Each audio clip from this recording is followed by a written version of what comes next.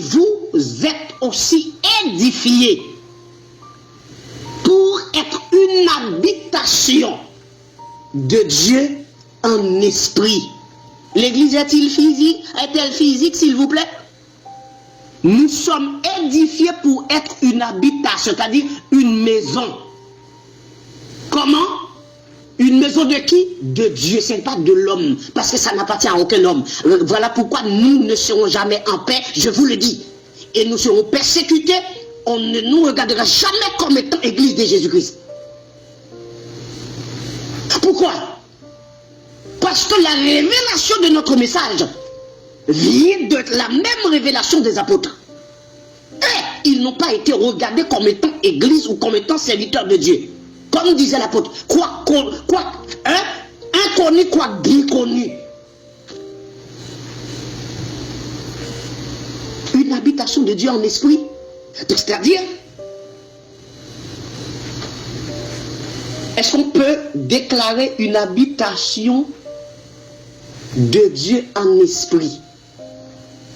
Une habitation qui est en esprit, est-ce qu'on peut déclarer cette habitation-là? Et on va déclarer ça où et comment on va présenter cette habitation? Puisque c'est en esprit. Et quand vous voyez des pasteurs qui ont des diplômes, docteurs, ce sont des ignorants. Ce sont des gens ignorants du mystère de Dieu.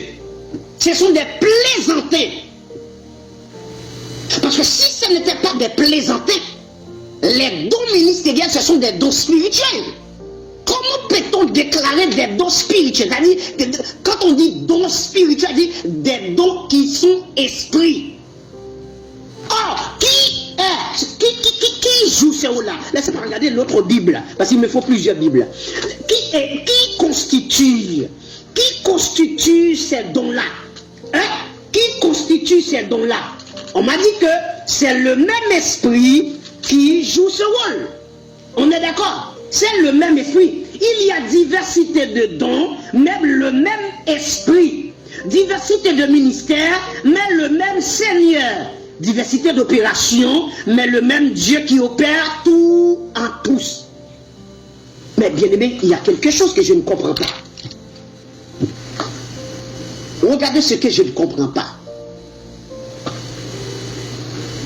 C'est-à-dire, même nous-mêmes, nous n'avons pas accès à l'église de Jésus-Christ si nous ne sommes pas en esprit. Les dons. Et d'ailleurs, recommençons à zéro. Ok. Dieu a révélé son message à un serviteur, un prophète, ou peu importe, il a révélé son message. Cet homme-là a reçu la révélation, il sait quoi faire. Et les personnes qui vont être baptisées par cet homme-là, et il va prier pour cette personne après le baptême pour la réception du Saint-Esprit. Ce qui fait que il faut absolument que cette personne soit consacrée totalement pour recevoir le Saint-Esprit et que l'Esprit demeure dans cette personne. Ça, c'est le monde de peau qu'on parle ici. Ok.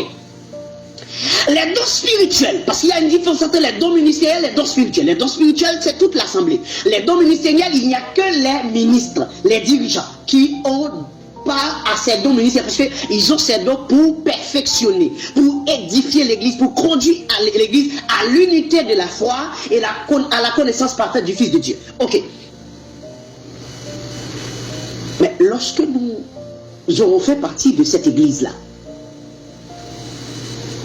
quelles seront les formalités, les éléments, les choses que nous allons accomplir, les œuvres que nous allons faire dans cette église-là?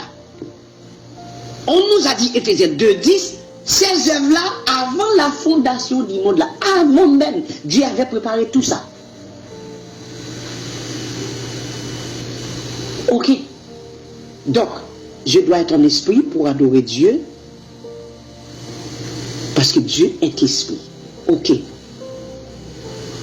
Donc quand Jésus-Christ dit « Je bâtirai mon église »,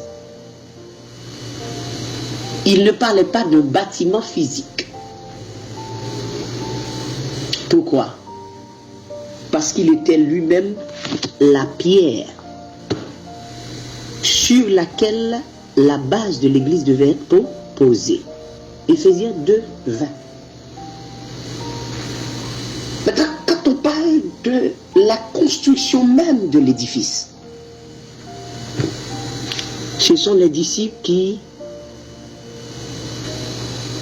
par Jésus-Christ, en celui lequel l'édifice bien coordonné s'élève pour être ce temple-là, un temple saint, et qui fait de nous cette habitation de Dieu en esprit. Maintenant, si Jésus-Christ constitue la pierre principale de la base de la fondation de l'Église, raison pour laquelle 1 Corinthiens 3:11 dit car personne ne peut poser un autre fondement que celui qui a été posé, à savoir Jésus-Christ. On est d'accord. Donc, c'est-à-dire, l'Église, c'est Christ qui bâtit l'Église, hein? C'est lui qui bâtit l'Église. Donc, il s'est fait lui-même la base, c'est-à-dire la pierre angulaire de l'Église. Il s'est fait lui-même le corps, c'est-à-dire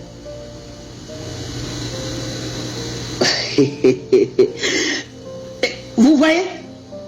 Mais si Jésus-Christ est la pierre, et nous sommes qui? Nous sommes quoi dans cette construction? Nous représentons quoi?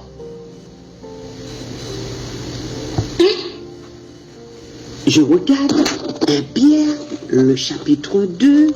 Pendant ce temps, je garde Ephésiens 2, hein, mais regardons 1 Pierre, le chapitre 2. J'aimerais comprendre quelle est notre position dans la construction de l'Église.